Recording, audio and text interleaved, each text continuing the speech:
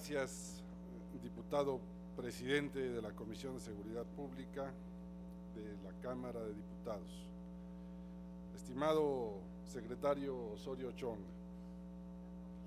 es un placer tenerlo aquí, aunque sin duda hubiera sido mejor verlo antes. Hace 39 días se presentó el informe de gobierno del presidente Peña Nieto y apenas hoy tenemos la oportunidad de dialogar con el titular de la Secretaría que lleva los temas más relevantes del país. Ojalá hubiera sido antes.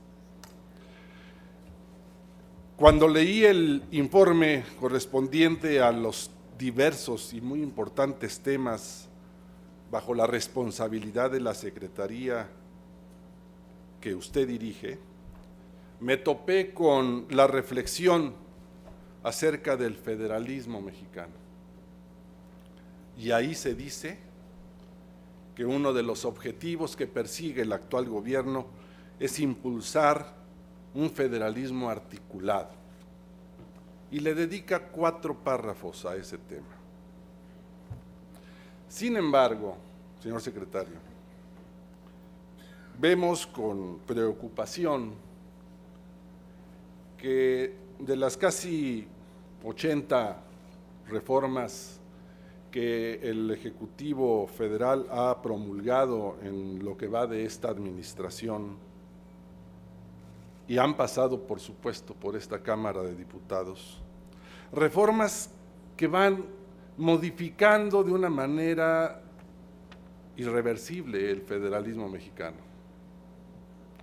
Reformas en el ámbito de la generación de un nuevo Código Procesal Penal único, tema que era local, en materia de registros públicos y catastro, que es típicamente municipal, en materia de deuda de los estados, en materia de transparencia, y bueno, todavía están por verse algunas cosas incluidas en iniciativas como la relativa a la reforma política, la reforma hacendaria, particularmente por la reversión a la reforma, a la descentralización educativa y a la descentralización de salud, y también una reforma que pretende prohibir a los estados otorgar pensiones para adultos o seguro de trabajo del desempleo, como se ha logrado ya, por ejemplo, en el Distrito Federal desde hace muchos años, y ahora viene a limitarse por una reforma promovida desde el Pacto por México. Qué pena que sea esta la manera en que se pretende impulsar un federalismo articulado, porque sí hay maneras de ir ajustando el federalismo, por supuesto. La historia del nuestro lo ha registrado. Sin embargo, las tendencias centralizadoras que van modificando un sistema federal son propias de regímenes autoritarios. Desde un gobierno de fuerza se van generando fuerzas centrífugas. Por contra, las reformas que van ampliando la participación de los gobiernos locales y la participación de la gente han sido producto de la lucha colectiva. Pues hoy nos encontramos frente a un proceso centralizador evidente. Y ante ello yo le preguntaría, señor secretario, ¿es esa la voluntad del gobierno del que usted forma parte? ¿Es eso lo que significa impulsar un federalismo articulado? Pero en este tenor, en este ámbito de cosas, debo decirle que me preocupó de manera significativa escucharle decir que el gobierno no va a impulsar su posición en la materia de la reforma político-electoral. Caramba. Es preocupante porque dejarla en manos de los partidos políticos ya sería un riesgo para México. porque los partidos defienden sus intereses, no necesariamente los de la gente. Porque el gobierno, me parece, señor secretario, que se precie de ser un gobierno legítimo, debe responder a los intereses de la población en su conjunto y no de los partidos políticos. Y porque además, dejarla en manos de una mesa de ilustres políticos a las que se le ha dado el nombre de Pacto por México, es reducirla. Sí sabe usted, señor secretario, que en esa mesa, por una razón o por otra, pero no están sentados muchos de las fuerzas políticas de este país, particularmente de la izquierda. La izquierda mayoritariamente no está en el Pacto por México. Y entonces, una reforma electoral a la que el secretario de Gobernación renuncia a conducir para dejarla en libertad de un pacto en donde no está ni siquiera la mayoría de la izquierda mexicana, ¿a dónde va a llevar a nuestro país? Yo le invito, señor secretario, a que reflexione.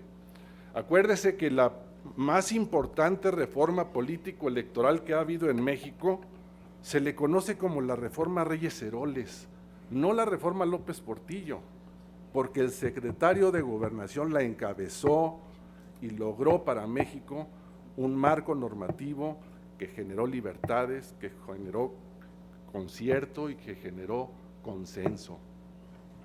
El Pacto por México no genera consensos, ha generado mayorías.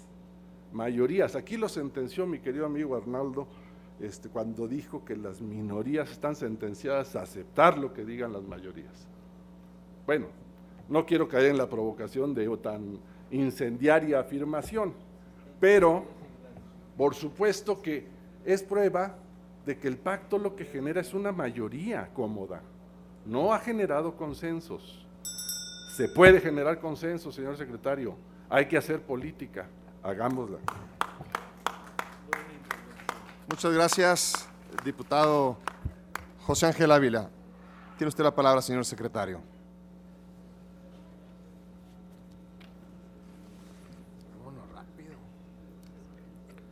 Diputado José Ángel Ávila,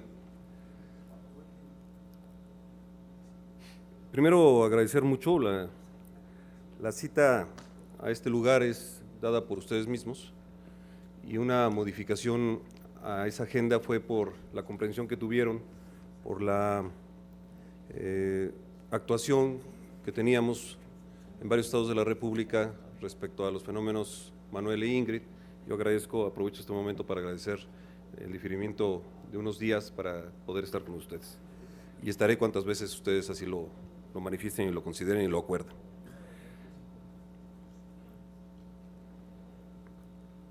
Sí, efectivamente, este gobierno habla de un federalismo auténtico, un federalismo que se pueda consolidar en un esfuerzo de muchos años, de muchos políticos y de muchos partidos.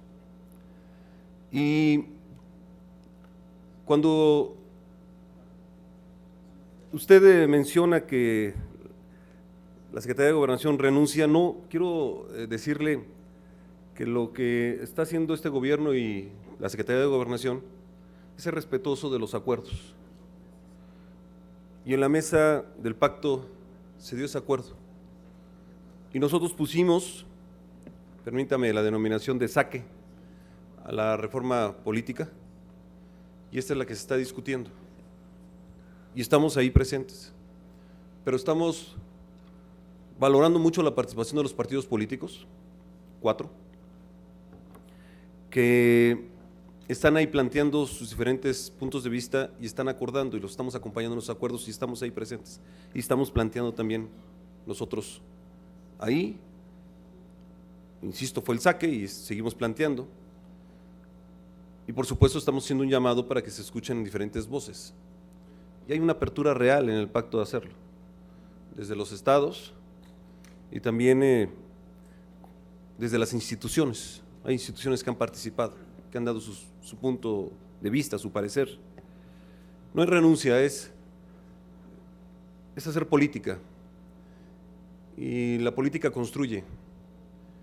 Y la política respeta. Y esa política es en la que creo, y yo respeto los acuerdos que se den en el pacto, que sí está sirviendo a nuestro país. Muchas gracias. Gracias, señor secretario. De nueva cuenta tiene la palabra el diputado José Ángel Ávila Pérez, hasta por 3 minutos para hacer uso de su réplica.